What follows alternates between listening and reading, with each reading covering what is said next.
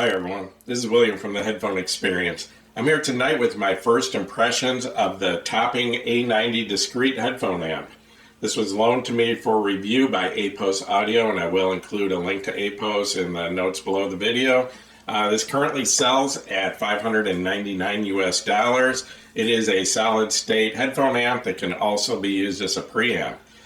This is the upgraded newer version of the A90, and some of the improvements are a resistor ladder volume control, a remote control. This has two analog inputs, which would be XLR balanced on the rear and RCA balanced, or single-ended on the rear. And then it can be expanded to have a total of 6 inputs by using the topping EXT90 expander, which adds 4 more balanced inputs and 1 more RCA input for a total of 6.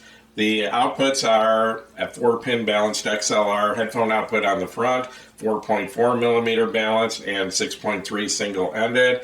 This unit has 2 gain settings that can be accessed through the remote control. Topping claims a total harmonic distortion of 0.00008% at 200 milliwatts into 32 ohms, which is basically non-existent distortion.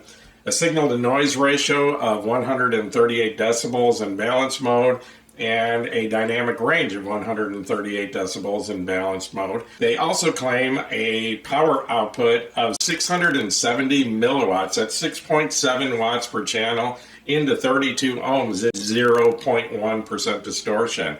And very few companies actually tell you what distortion level their maximum power output it is, and I'm sure some of them are much higher than the 0.1% given by tapping. So this amp actually has a huge amount of power for being such a small, compact size. This comes with a remote control, the AC cable to plug it into your 120 AC power supply, and it also comes with a 6.3 millimeter to 3.5 millimeter headphone adapter.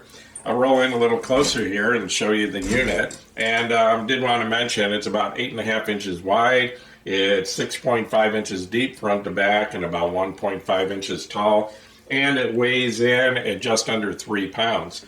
So anyway, starting here on the front, you have a series of about 6 LED lights here, and they let you know which input or output mode you're in, either preamp, headphone amp, or a combination of both. And then it shows your input, which is either your RCA, XLR, or external. And the external is if you're using the expander, the EXT90. And then, and then you've got your headphone outputs here, your 4-pin XLR, your 4.4 millimeter balance, your 6.3 single-ended, and then you've got your volume control here. And then on the back, we'll start out with this plug here, which is what you connect the extender or expander to the unit with, which gives you 4 more sets of inputs. You've got your balanced inputs here, your 3-pin XLRs, and then you've got your single-ended RCA inputs, and then you've got your outputs here, which have preamp function, volume control. You have your single-ended and your XLR. Then you've got your ground switch here, which apparently if you have a problem with a ground loop causing any hum or background noise, you can switch that and possibly eliminate the noise. Then you've got your RC or your 120 AC in, and then you've got your main power switch on the back, which you can leave on all the time if you want, which leaves the unit in standby, and then you just click it on by pushing the volume button on the front. I did want to show you the remote control that comes with this, similar to what comes with the topping DACs, and one of the differences is, though, it does have a button for gain control that you can switch from your low gain to high gain, and it also has a button for the display, which I don't know if you saw that or not. If I get in here, there's a bunch of little LEDs here that show your volume and shows you whether you're in low or high gain, and I think there's a few other functions of those, but you do have a brightness control here, and I think there's 3 or 4 brightness settings. And then you can control your volume from this, you can control your input, you can mute it, you've got a power button, so the remote comes in pretty handy. I know a lot of people don't really see a reason for a remote on a headphone amp, but you know, on your desk where you can reach it, it's not really necessary, but if you have it up on a rack and you're sitting back in a big chair listening, it's actually kind of nice to have a remote. And before I get into the sound of this, I just wanted to mention that so far, testing this unit, which I've had over a week now, but I've just been really busy, haven't been able to get to this review. I actually have probably several hours in listening to this unit so far, and at this point I've been using a CD transport from Cambridge Audio into the topping D90S MQA version DAC. And I did want to mention that a while back I did review the topping D90 DAC. I think it was the SE version. It was the newest version at that time a few months ago.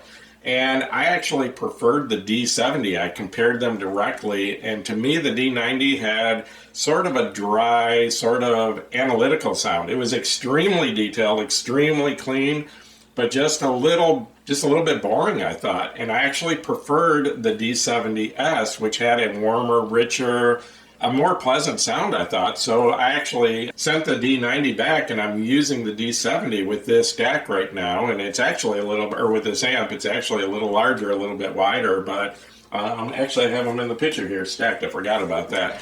There's a photo of the A90 amp with the D90 DAC, and that's the Hi-Fi Man Aria Stealth sitting on top of it. So anyway, and I did want to mention the headphones I've used so far, and that would include the Aria Stealth, the Hi-Fi Man Ananda Stealth, and the ZMF Atrium at this point. So I did want to mention that this is an upgrade of the older A90 amp, and I never have heard or reviewed the original A90. But from what I've heard from other people, it's kind of a love-hate situation with that amp. People either love it because it's so clean and detailed and has a ton of power, or they hate it because it's sort of, some people describe it actually to be a little bit on the cool side of neutral.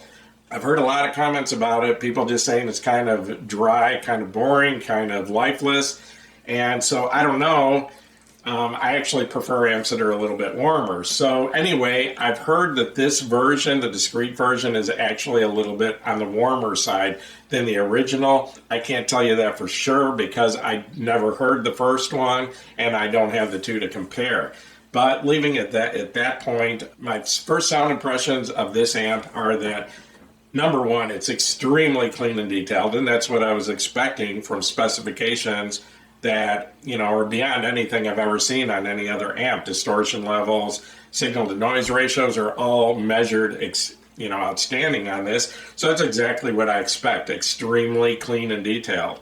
I would describe the sound at this point as being pretty much neutral, and I haven't compared it to a lot of other things right now. The only thing I've directly compared it to is the FIO K9 Pro, and that's the ESS version, which also came from APOS, and I did ask to have a short overlap with these two amps so I could compare them, and I'm hoping that in the next week or so I can do some extensive comparing before I send the FIO back.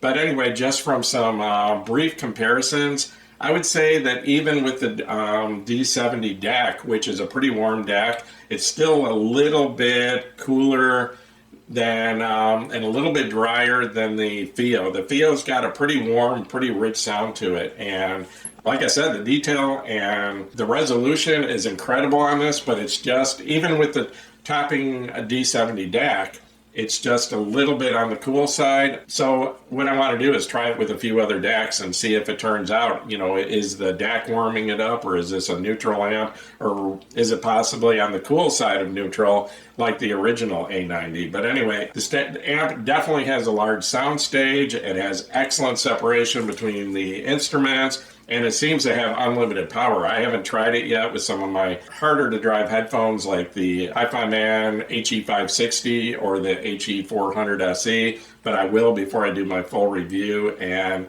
I do want to compare this to a few other amps before I do my full review. And number one, as I said earlier, in comparison to the FIO K9 Pro ESS, I'd like it to compare this to Audio GD Master 9, which has a similar amount of power, but much, much bigger and much heavier, and not something you can put on a desktop.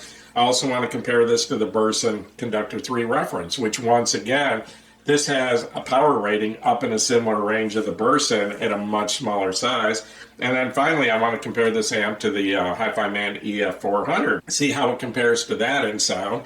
What I'll do probably is I'll use the DAC, the R2R DAC out of the EF400 and run it into the A90. But anyway, I also have a couple other DACs I want to try with this, the Benchmark DAC 1, and which is a little bit on the warm side of neutral, and I also want to run the DAC out of the K9 into the topping and compare. That way I can compare the amps directly using the same DAC, the internal DAC from the K9 Pro, and that DAC into the topping and see how the actual amps compare. So anyway, I'm going to wrap up this first impressions. I'll be back with you in a week or two with my full review. Actually, realistically, probably more like a month. And I did want to let y'all know that something I haven't done in my videos up to this point, and I've been doing this for like 4 years, is I just start the camera, start talking, shut the camera off, and post my videos. I haven't really done any editing, and I didn't know up until this point you can actually get free editing programs off the internet. So I did pick up one, and it's taken me a while. It's going to take a lot of time, which I usually don't have much of. But I'm going to try to learn at least some basic editing skills and try to incorporate those into future videos. Probably not much with this video, but maybe add another editing skill or two to my each video as I go on, and try to get to the point where I can actually maybe put out some videos that are shorter and more to the point and not repetitive. So anyway, appreciate you watching my video. The headphone experience over at Facebook is just broke the 20,000 mark yesterday. We're up to like 20,067 members over there. So it's growing like crazy. You're all welcome to join us over there. Please give me a thumbs up if this video helped you. Please subscribe to my YouTube channel if you haven't already. And once again, thanks for watching my video.